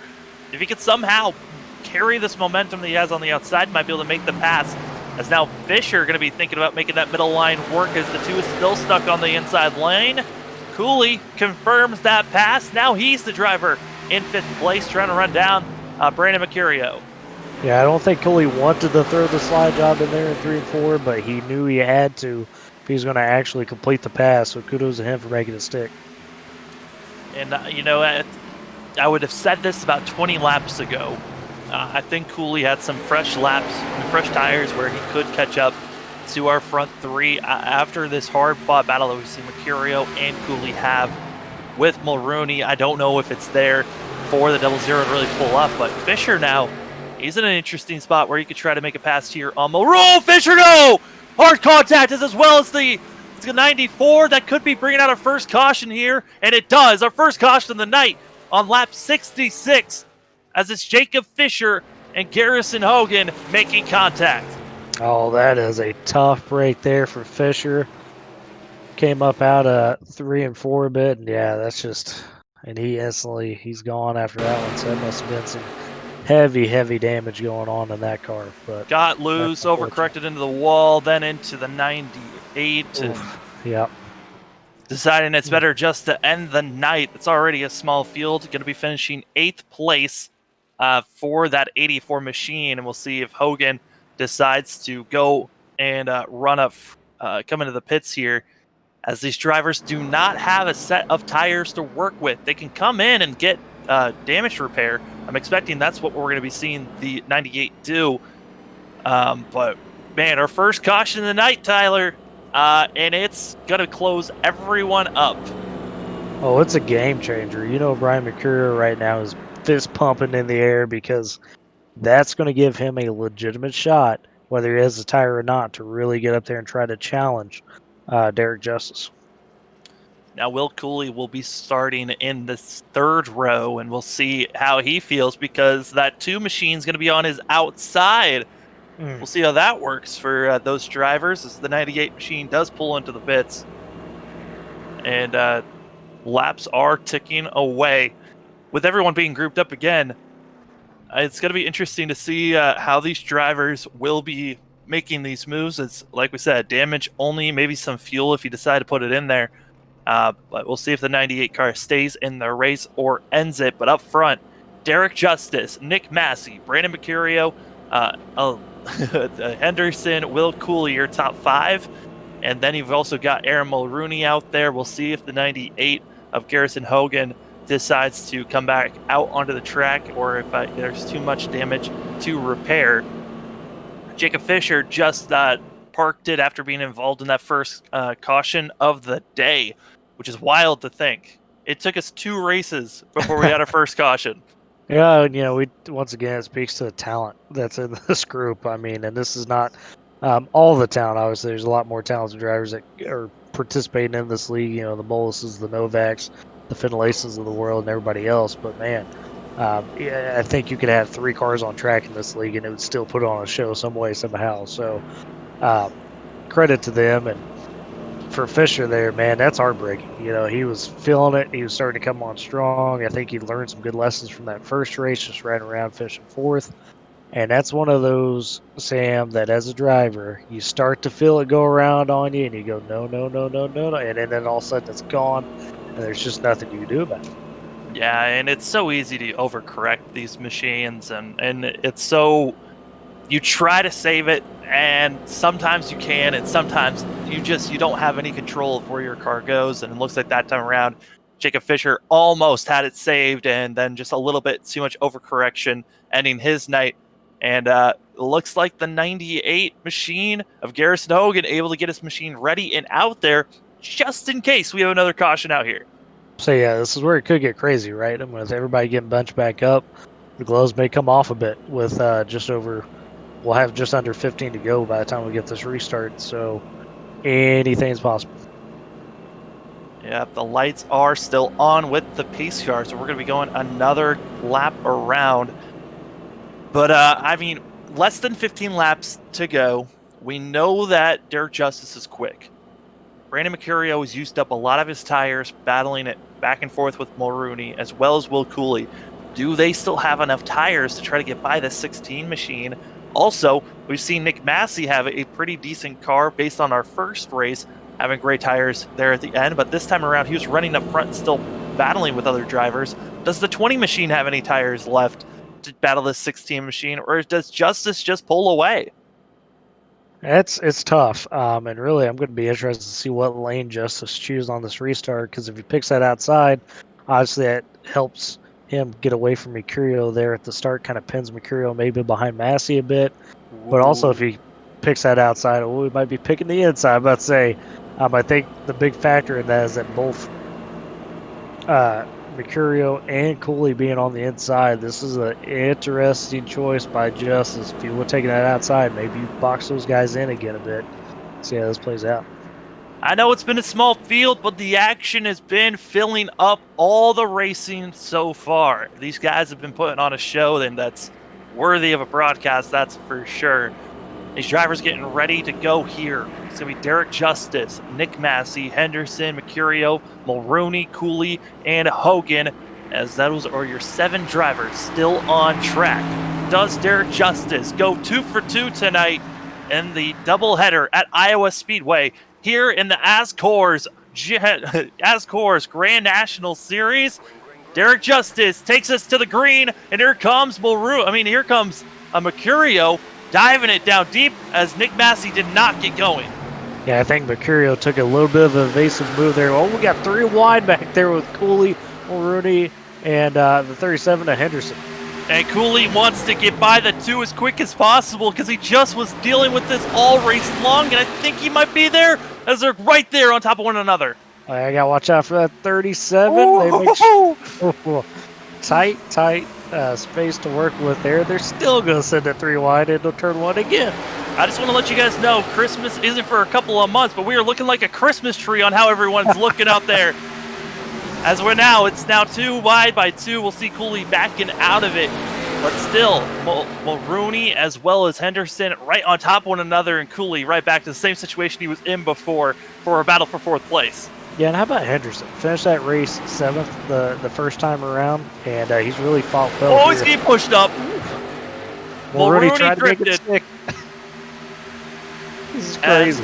Mercurio able to get by Nick Massey for 2nd place and confirm that one. A half a second difference between our first and 2nd, but we have to stay 3 wide action here. Mulrooney gets loose, Cooley gets loose, Henderson somehow the stable one on the high side as it looked like Mercurio scraping the wall entering turn number 1. Well, you gotta understand it's the aero effect, so actually being on the outside here for Henderson isn't the worst thing. The guy that's hurting the worst is going to be anybody that dives it down at the very bottom of that 3 wide, and that's where we see Cooley had to back out of it a couple of times. And now we'll see as Mulrooney is trying to hold off Henderson and trying to actually move up. As Cooley, he's got nowhere to go with these 2 being side by side. He tried that inside line, just not enough space for him to really get a good runoff, so he'd lose time. As now he's going to be trying to push this 2 car past the 37, and Henderson now dropping back for a battle for 5th place. Yeah, you know Cooley at this point, I'm surprised he really hasn't used the bumper, Sam. I mean, just being stuck in this situation time after time. Get a little loose there. We're less than 10 laps to go. Now 9 laps to go. As Derek Justice leading the way.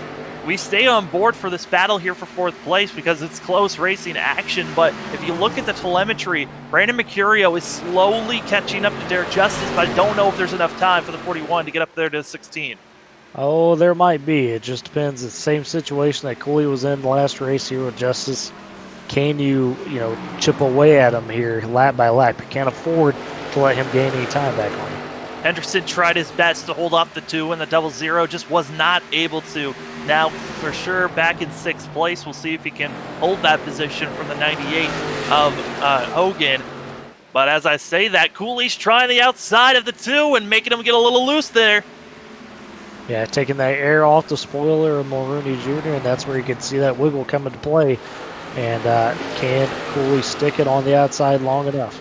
We know Cooley likes the outside line. We know Mulrooney loves the middle, but can Mulrooney make the inside line work and hold off the 0-0? This is the first time we've really seen the 0-0 on the high side as the 2 drifts up, getting loose, able to save it. Boy, that is a tough save to make in the middle of 3 and 4. He about had it get close to 45 degrees there on the wheel. As these guys are still battling, we'll see if Mulrooney has anything for Cooley. I don't think so. As Cooley starts to trying to catch up to Nick Massey, that is a second. That's a 1.2 second difference between Cooley and Massey. As we move up to where Massey and as well Mercurio are, this is for 2nd and 3rd. That's a little bit over a half a second difference between 1st, 2nd, and 3rd between one another. Yeah, Mercurio had closed the gap, Sam, down to about 0.4 of a second, and then I think he bobbled a bit, and that has cost him a lot of time. And now he's just struggling to find it back here, and he's running out of laps. Yeah, he really has, and this is almost the same exact deja vu of how the end of last race went, where we thought Will Cooley had enough time to catch up to the 16, and then about 5-8 laps to go, he just lost all the tires, and Derek Justice just started to pull away. As we're starting to see that same result happening here. Derek Justice in that 16 machine, every single time he's gotten to the lead, he has not looked back. And once again, for the 2nd race tonight of our doubleheader, he's done it again with 3 laps to go. The 16 of Derek Justice looking for his 2nd win of the season. Yeah, and unless there's a huge mistake like we saw at the end of that first race where Justice started slapping the wall a little bit in the last lap or 2, I don't think Mercurio's going to get any help here in terms of being able to catch back up. Absolutely not. We're going to drop back for the battle for 4th place, where Mulrooney is slowly chipping away at times, but at the same time not really. 2 laps to go. Derek Justice fully secured in that 1st place position, over a half a second as Mercurio bobbles again out of 2. Yeah, Mercurio same deal as Cooley, just searching, trying to find all you can at the end of the race and knowing that it just probably isn't going to be enough here. He scraped the wall again as Justice, and maybe it's just tradition. Coming to the white flag again, the 16 car. He's trying his best to hold off the 41. I think he might have done it. Mercurio's going to have to throw it in, but he bobbles again. Yeah, can Mercurio make it stick? Is he going to get any help here from Justice? I don't think he is. And it looks like Justice is going to secure the back-to-back wins. Winning both races here in the doubleheader at Iowa Speedway for the ASCORS Grand National Series. Derek Justice gets his 2 wins of the season, his first 2 wins here this season, and it comes at a great time as coming into tonight, he was 3rd in points. The other driver that showed up that was around him was Jacob Fisher, who had finished 4th and then 8th here for the 2nd race, securing that 1st place position in points for the 16 machine. Derek Justice, from here on forward, he is a 2-time winner and looking to really finish off the rest of the season in a great fashion. Yeah, and this is that swing point for Justice where, maybe you just really, pole vault yourself, so to speak, into, some better finishes. We highlighted how he had racked up some top 10s and only a couple top 5s. So getting 2 big wins here tonight, maybe we start seeing him kind of hang around that top 5 going forward. It was only 8 cars that raced during tonight's 2nd race of the night for our double headers. Derek Justice getting the win. And it's going to be Brian Mercurio, Nick Massey, Will Cooley, Aaron Mulrooney Jr., Elliot Henderson, Garrison Hogan, as well as Jacob Fisher, who brought out our first caution of the day and only caution of the night. Jacob Fisher looked like he was going to have a great run, and him being taken out as well as getting Garrison involved, it was not the way that he wanted his night to go, but we saw cars getting loose, and just he was the one that was not able to save it for the night. Yeah, tough finish to the second race there for him, but it's just one of those deals where, at least on the bright side, you still got top 10. I mean, Yeah. other nights, you had that mistake and it probably cost you a top 15. So, not the worst situation that if you're going to have a bad race or a bad night in a situation where the car count's not as high. Wasn't as high as we thought it was going to be, but still a good night of racing as all the drivers out here put on a great show from our first race to our second race. Overall, a fantastic night at Iowa Speedway, and ASCORS does it again with another fantastic race for us to be watching and get to have the honor of broadcasting for. No doubt, and it looks like they're starting to fill up for maybe get some interviews rolling here. So. Yeah, as we're waiting to see if we can get our third place finisher in here, we're actually going to bring in second place. Brandon Mercurio up into the booth here. Actually, hold on a second. Got to bring up this one as we are bringing in Brandon Mercurio in this time around into the booth, possibly. Tyler, do you have the rights to move guys up in here? Ooh, that's a good point. I don't think I do. I don't think so either. I think we're gonna take a quick commercial break. We'll be right back to show all the action here, folks, as we are getting interviews set up for these drivers.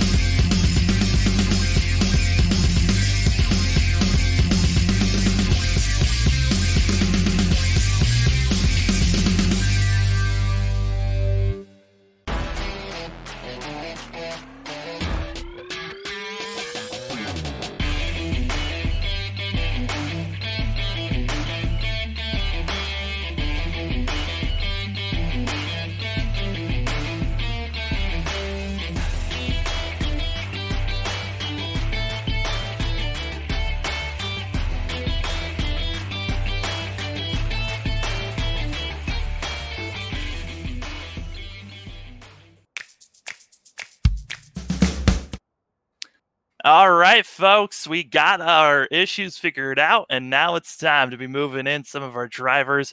Coming in third place, it's going to be Nick Massey that we're going to be bringing up into the booth. Nick, it's Sam and Tyler. You got us? Yes, sir. Well, the first race might not have gone the way that you expected it to go, but a third place finish here for the second race of our doubleheader. How are you feeling after that one? Yeah, not too bad. I've never done like a whole heat race like this with one set of tires, so I didn't know kind of how to approach it. So the first race, I kind of just tried to save the tires and hopefully was looking to drive back up through the field, but that just never happened. So the second race played it completely different and just kind of just won 100% and worked way better. Yeah, I mean, from both races, you only worked the set that you have at the start of the race, so it was a lot of figuring out how you're going to save your tires. How much mental fatigue was there from bringing in that first race to the second race? Definitely a little bit. Not a whole lot, but it was kind of just like interesting to see how everybody approached the lines of the track and how they would drive early in a run compared to later in a run. So you had to kind of see how everybody else was driving, like 80%, 100%, and kind of adjust what you were doing compared to them throughout the run. And Tyler, any questions you got for Nick? Man, Nick, I mean, what is it like knowing that you've got such a crazy group of guys, even though it was a smaller field tonight? I mean, we're talking Justice, Cooley, Curio, Maroney, trying to battle around and, really make some space like that. How hard is it to work around guys at a track like Iowa? Yeah, definitely the competition in this league is really, really, really stout. And when you're around them, you don't want to give them an inch. They don't want to give you an inch because it's just so hard to pass because everybody's just so good. So definitely a lot of pressure to not mess up, not slip up. But yeah, nice clean race, especially for a short track. It was very clean. Well, Nick, before we let you go, we're going to hand the microphone over to you for any shout-outs. Yeah, just shout out to all the Luminary Racing guys. Unfortunately, none of my teammates could make it tonight, but glad I could represent the team well. Well, that's Nick Massey getting a third-place finish here in the second race of our doubleheader. Well, Nick, congratulations on the podium, and hopefully you have a better race and get a win next week. Yeah, thanks, guys. And, it's been a great run here all night long, and a driver that was in the top 3 in our first race and our second race. That is going to be Brandon Mercurio. Brandon, it's Sam and Tyler up in the booth. You got us? I think you got Brian instead of Brandon, but I'm so sorry. Brian, I know that you were putting on a show out there. I mean, you were going crazy running out there and being a challenge up front most of the race, but I know for the second run in that second race, you were stuck behind the 2 for quite a while. How frustrating was it being stuck there? It's pretty frustrating, especially knowing I was talking to Derek for a lot of that time. So about 20 laps before I started battling air, and I saw Derek just cruise on by, and I'm like, it can't be too bad. And then I tried myself, and it was pretty difficult. So it was a little bit frustrating there for sure. But eventually got the move done, felt pretty good, and went from there. Yeah, with working with one set of tires, how much knowledge were you taking from that first race to the second race? I know, like I said, I was talking to Derek for a lot of it, and he's so good at this kind of stuff.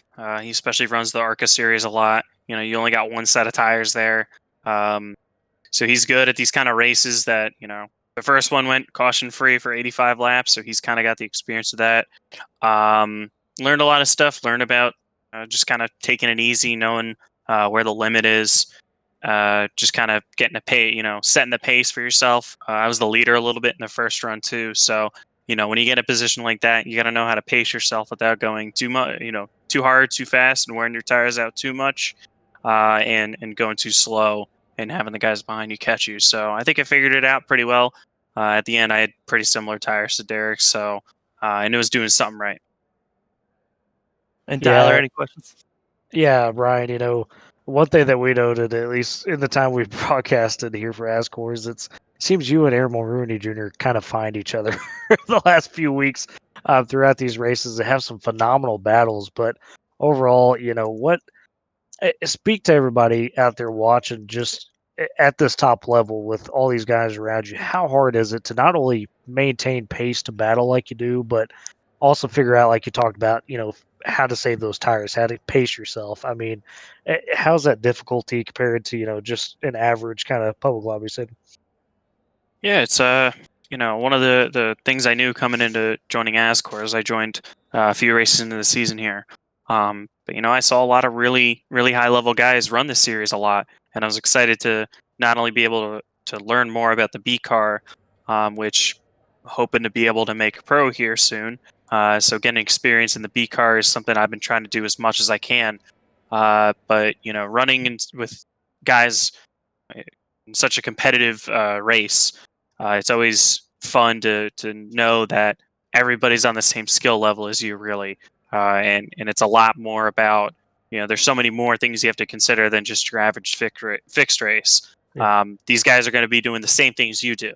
In an average fixed race, there might only be 3 or 4 guys that are up to your skill level, but when you got a race like tonight, well, not really a race like tonight because the car count, but anyway, in most races here at ASCORS, there's definitely a healthy field, and knowing there's 15 to 20 guys who are not only at the same skill level as you, but doing the same things on the track, doing the same things, saving tires, can try and battle side by side with you and run cleanly with you. It makes every decision you have to do, you have to consider it a little bit more and kind of plan yourself out. You can't just kind of throw yourself out there and hope for the best. But I've really been enjoying my time here so far, even if, tonight only had a few competitive cars. There's still ways you can find a way to enjoy a race kind of like tonight. Yeah, I mean, you guys really did put on a show for us here tonight. And before we let you go, we're going to hand the floor off to you for any shout outs. Shout out to JD for keeping tonight's race going on. I know he asked all of us as drivers if we wanted to go through tonight, even though the car count was going to be lower than usual. So shout out to JD for going through it still. Those of us who raced, we still enjoyed it. So it's always I always appreciate the guys who always put on whatever league it may be, whether it was FTF or now you're at ASCORS. Always shout out to the admins and all the guys who put everything together. My guys over at Lowline Racing have been competing in Road to Pro for this season. Looking pretty good to make the Pro Series. Don't want to make any guarantees yet, but we're looking pretty good right now. Hopefully, we can get everything done at Phoenix coming next week. So shout out to them for everything they do for me. Always love repping their logo on my car. And yeah, that's about it. Thanks to you guys for putting this on. Always appreciate that. And that's about it. Yeah, I mean, congratulations on the podium finish and good luck next week in that 41 machine. And Tyler, it's been a wild race, but the man that continued to win it all was the 16 of Derek Justice. Derek, it's Sam and Tyler. You got us? We're going to wait a second here. I got you. Derek, What's up? Derek, you got us? Sweet. Derek, I mean, once you got up front, you practically were the most dominant car, but it took a while for you to get up front in both races. How was that going through traffic? It was challenging.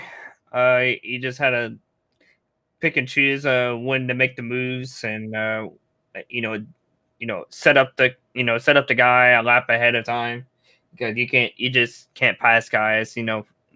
Just going into the next corner, and you gotta take about a lap, maybe two, to set up the pass. But it was hard, but it was a lot of fun. It was clean. Everybody raced real clean from what I saw today.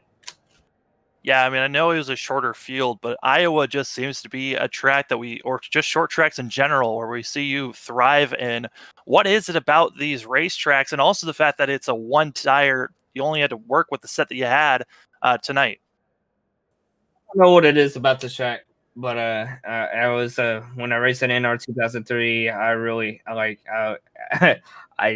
don't know. I just couldn't be beat. I hate to say that, but I don't know what it is about Iowa. It's just my driving style. You have to be smooth, and it's just smooth on throttle, smooth on the brake.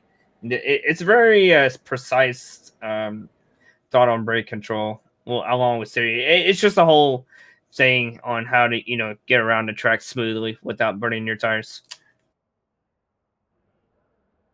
Yeah, and, Derek, just want to make note. Don't feel bad about saying you can't be beat here, because I made note during the broadcast, everybody, that when they did the Cup cars here for the first time in Publix, you were you were untouchable. It was insane. The race would start, you were 7 seconds ahead. But on this one, and with these B cars, you mentioned the smoothness. These are probably arguably a bit different, bit tougher to drive just on a by yourself basis compared to the trucks and the Cup Series. Although the Cup Series obviously has its own skill set in that respect, but with the changing time of day, the changing weather, and the tire sets, what you have to really do to focus up, not only to battle your way through the field, but once you got out to the lead, to continue to hit your marks. I mean, when you're in a lead in a place like Iowa, you just can't worry about the people behind you. You got to set your pace, and if you can accomplish that, you basically, no one's not going to catch you if you just set your pace. If you made all the moves and passed people on the inside and outside of this track. Yeah, I mean, Derek, with today's 2 wins, it's going to help you a ton for the points, and also seeing some competitors not having the best days and some not showing up. So really the points looking solid for you. Congratulations on today's win. Before we let you go, though, we want to hand the floor off to you for any shout-outs. Of course, first and foremost, FRA, thanks for putting the broadcast on. I know you all do an excellent job. And shout out to my Road to Pro team, North Force Racing. We're feeling pretty good when it comes to Phoenix here in 5 days, or 6 days rather. And of course, shout out to Buck Kicker, Baskin Robbins, man, I'm tired today. Sorry. Hey, it's all good. 85 laps 2 times over is tough for anybody, much less going through the field and win up the race like you did. Yeah, and also, all the viewers and my fans that that continues to support me throughout this journey, on Twitch, and it's been a blessing, man. The community that I have, the support that I get for doing what I love, and and help other people, get faster. All the questions they ask, so I gotta appreciate them also. Well, Derek, congratulations on your wins here tonight. And good luck on the rest of the season, as now you should be the new points leader going into next week. All right, thanks. Well, Tyler, I mean, as we're wrapping this thing up, I mean, those were 2 very different races, really, but the finish of it was very similar. Yeah, and while we're at it, though, I see, and this is up to you, if we maybe could get Cooley's thoughts here, because he is in that waiting room from that first race. I kind of want to Cooley see. did have some did have a great run based off of last week. Hey, Will, it's Sam and Tyler. We saw you were in the waiting room. You want to talk for a bit? Yeah, why not? Let's chat. Well, you ran well in the first race. You were second there, and then you were kind of trapped in the second race. How was that for you with both of these races, and how different they were?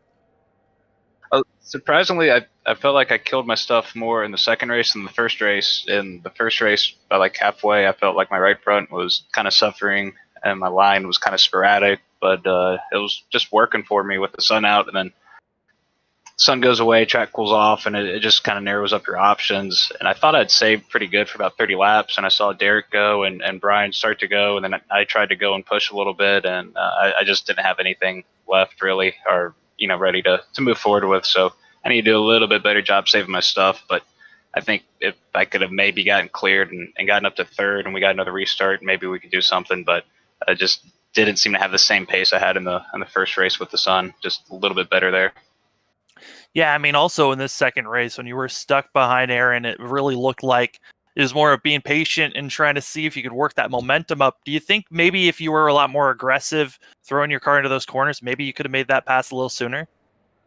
Yeah, maybe. I thought about using the bumper a couple times, but if you get too aggressive, you can also just slide your tires and hurt your stuff. This tire seems to really not like really bad punishment. So if you do something too extreme and heat them up, you're not going to have anything regardless of what they were going into that. So I just try to be patient. He did a really good job holding his line and being consistent. That was a heck of a battle with he and myself and Brian there.